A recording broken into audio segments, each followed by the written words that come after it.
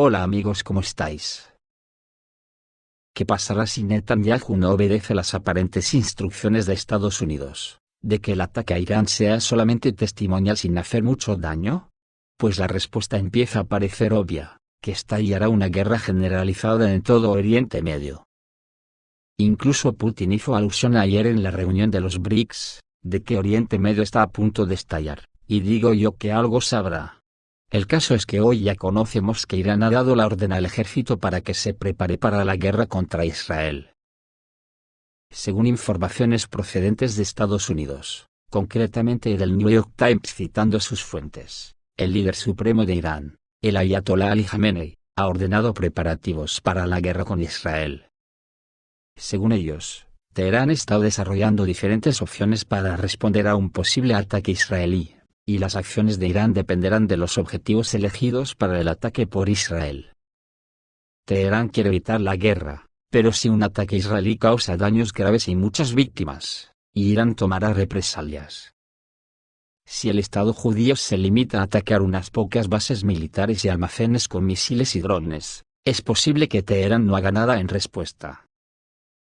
Los interlocutores del New York Times también dijeron que una respuesta sería inevitable en caso de un ataque a la infraestructura petrolera y energética de Irán, o a sus instalaciones nucleares, así como en caso de asesinato de funcionarios de alto rango. Entre posibles medidas de represalia, Irán está considerando lanzar alrededor de misiles balísticos, así como intensificar los ataques de los aliados de Teherán en la región, interrumpiendo el suministro global de energía, el transporte marítimo en el Golfo Pérsico y el Estrecho de Hormuz. Si lo que dice el New York Times es cierto, el mundo se paralizaría por falta de petróleo, y la Unión Europea sería la principal víctima si se paraliza el Estrecho de Hormuz, y la ruta del Mar Rojo, ya que pasan por ellos casi el 50% de todo el petróleo mundial, además claro está de muchas otras mercancías. Y aquí surge la pregunta del millón, ¿por qué la OTAN ha lanzado esta guerra contra Rusia y contra todo lo que se menea en Oriente Medio?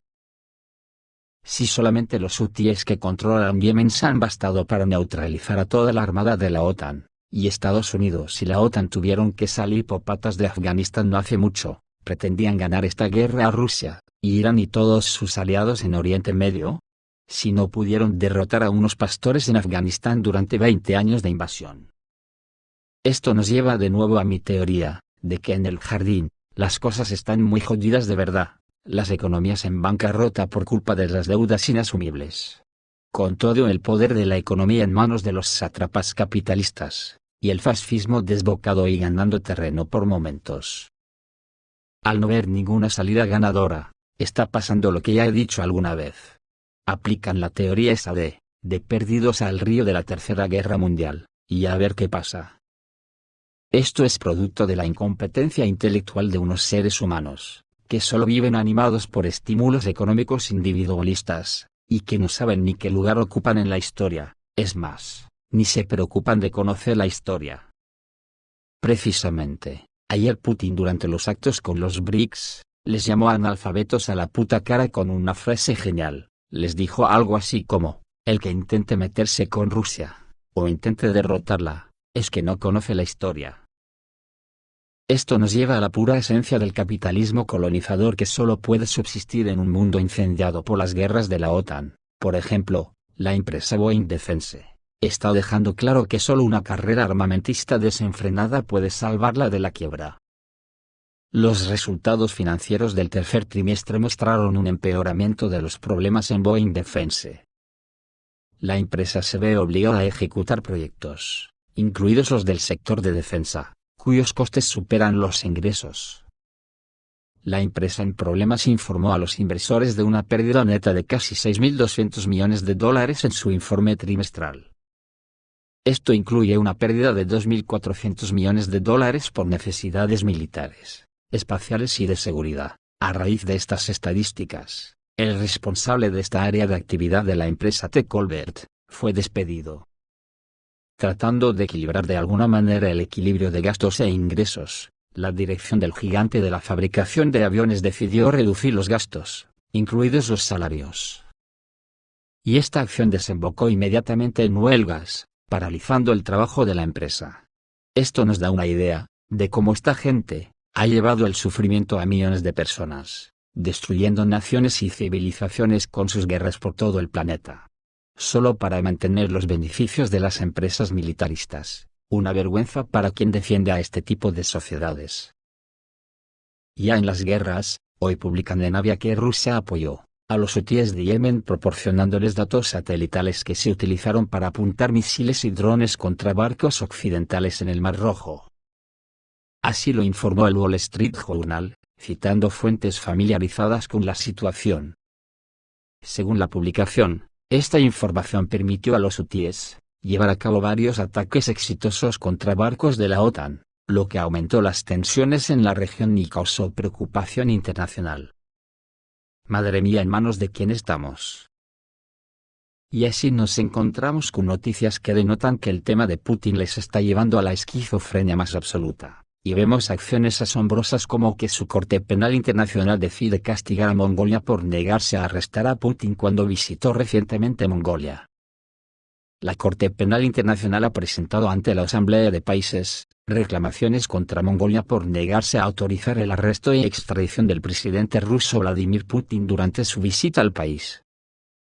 La Sala de Cuestiones Preliminares de la Corte Penal Internacional dictaminó que, por lo tanto, Ulan Bator había incumplido sus obligaciones de cooperar con la Corte, en contravención de las disposiciones del Estatuto de Roma. La Sala de Cuestiones Preliminares Segunda de la Corte Penal Internacional dictaminó que Mongolia, al no arrestar al señor Putin mientras se encontraba en su territorio y no entregarlo al tribunal, no cumplió con una solicitud de cooperación con el tribunal, contrariamente a las disposiciones del Estatuto de Roma, se señala en el comunicado. La Corte Penal Internacional enfatizó que todos los países que aceptan la jurisdicción de la Corte están obligados a arrestar a las personas sujetas a una orden internacional, independientemente de su estatus y ciudadanía. Y como Mongolia se negó a cooperar con la Corte, la Cámara consideró necesario remitir el asunto a la Asamblea de los Estados partes. Putin realizó una visita oficial a Mongolia los días 2 y 3 de septiembre. No me digáis que aparte de todo lo hablado, el asunto no raya ya en la locura absoluta. ¿En qué mundo vive esta gente, siempre avasallando?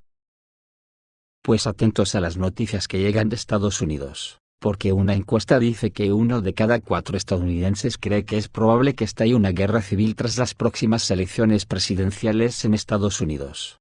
Según una reciente encuesta realizada por YouGov, para The Times y Sci24, un proyecto conjunto de las universidades de Stanford, Arizona y Yale.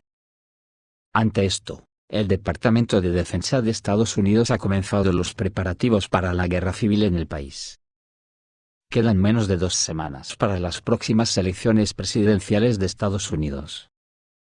Conscientes de lo ocurrido en enero de 2021 en el Capitolio de Washington, el ejército estadounidense comenzó a prepararse para la desestabilización que se espera que podría desembocar en una guerra civil en el país. El Departamento de Defensa de Estados Unidos, en respuesta a una solicitud, autorizó a la Agencia de Inteligencia de Defensa, DIA, a ayudar a las fuerzas del orden y a varios departamentos, instituciones y organizaciones en caso de disturbios y otras violaciones de la ley estadounidense durante y después de las votaciones de los ciudadanos. Se brinda ayuda incluso en asuntos de naturaleza letal, es decir, abrir fuego para matar a los manifestantes. Proporcionar la asistencia solicitada puede implicar el uso de fuerza letal, incluida la muerte o lesiones corporales graves. Esto también incluye todo el apoyo a los agentes civiles encargados de hacer cumplir la ley. En situaciones en las que podría razonablemente esperarse un enfrentamiento entre agentes encargados de hacer cumplir la ley y civiles o grupos. Especificado en la Directiva del Pentágono número 5240.01. Cabe señalar que para muchos parece poco realista que pueda surgir una crisis de esta magnitud en Estados Unidos, pero la guerra civil ya había arrasado esta tierra hace poco más de 150 años. Teniendo en cuenta que las estratificaciones raciales, políticas, sociales y de otro tipo que en la sociedad estadounidense han alcanzado proporciones graves, es imposible excluir un aumento de la violencia que se convertirá en algo más. Según una encuesta sociológica de Rasmussen Reports, El 41% de los estadounidenses adultos cree que en los próximos 5 años podría estallar una segunda guerra civil en Estados Unidos. Además, el 37% de los encuestados dijo que sería más probable otra guerra civil si el actual presidente Joe Biden ganara las elecciones de este año. Mientras tanto, el 25% cree que es más probable que se produzca otra guerra civil si gana el expresidente Donald Trump.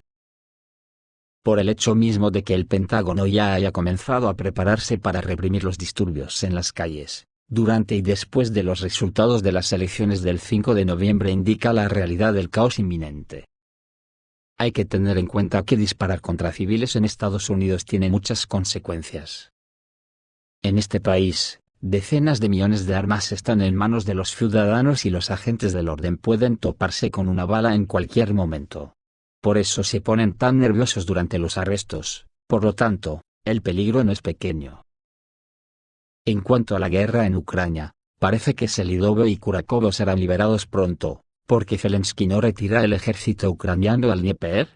En lugar de retirar las tropas detrás del Dnieper, Zelensky prefiere llevar a los soldados rusos a las emociones de Kursk. La respuesta es bien evidente para todos. Zelensky tiene órdenes de aguantar en Kursk hasta las elecciones de Estados Unidos. Anoche, la parte central de Selidovo fue dejada por partes del ejército ucraniano sin orden de retirarse. La defensa ahí está proporcionada por la Brigada 15 de la Guardia Nacional Karadag. Como se afirma en las redes sociales, su personal se mantiene, pero no pueden hacer frente al ejército ruso. Hay muchos de ellos en el segmento ucraniano de Telegram uno contra el otro. Esto habla del bajo estado de ánimo tanto moral como físicamente del ejército ucraniano. Soldados del ejército ucraniano dejan sus posiciones masiva y abiertamente, y los intentos de detenerlos conducen a graves conflictos entre todas las partes involucradas. La aventura de Kursk también tiene un impacto muy negativo en el ejército ucraniano en el frente oriental, que creen que fueron arrojados sin proyectiles y equipo para morir, y todos van a Kursk. Las tácticas del ejército ruso de alternar ataques de flanco, y en algún momento, un ataque de frente con una fuga en edificios urbanos en pequeños grupos funciona a la perfección. Al mismo tiempo, deja un corredor para la retirada del ejército ucraniano en los asentamientos, de modo que solo tiene la oportunidad de escapar sufriendo fuertes pérdidas. El combate está literalmente en todas las partes de la ciudad de Selidovo. Selidovo, como se desprende de los vídeos publicados, será tomada casi sin cuartel, así como Novogrodovka, Kurakovo y Pokrovsk, Slaviansk y Kramatorsk, que aparentemente, también sobrevivirán sin mucha destrucción si siguen las deserciones. Esto permite no solo preservar a los civiles y la infraestructura para ellos, sino también crear cabezas de puente en toda regla para un mayor avance de las tropas rusas. El frente realmente se derrumbó no solo en Selidovo, que llevará a las fuerzas armadas rusas a una carretera directa a Pokrovsk, sino también hacia el sur en la zona de Gornyak y Kurakivka, después de sortearlos desde los flancos. Después de tomar Izmailovka y Novoselidyovka, el grupo del ejército ucraniano en Gornyak también corrió, lo que conducirá al avance de la ciudad de Kurakovo desde el norte a lo largo de la costa del embalse. Desde el sur, partes de las Fuerzas Armadas de la Federación Rusa se acercan desde Ugledar, y al este, el ejército ruso ya ha entrado en las afueras de la ciudad.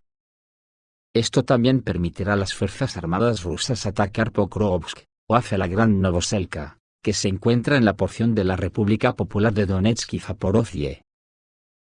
Ayer el presidente ruso Vladimir Putin, en la cumbre de los BRICS anunció el bloqueo de 2.000 tropas de las Fuerzas Armadas de Ucrania en la región de Kursk. Estamos hablando de un grupo bloqueado en la línea Marievka, Pogrevki, Orlovka y Kruglenkoe. Una unidad de hasta 3 batallones está dividida por la mitad. La primera parte está presionada contra la carretera Suzalgov, que está bajo el control de fuego de las Fuerzas Armadas rusas, e intenta escapar hacia Ucrania. La segunda está refugiada en los bosques, esperando la evacuación, además de las fuerzas especiales, los paracaidistas aerotransportados rusos, y de las bombas guiadas termobáricas que vuelan regularmente contra los soldados bloqueados.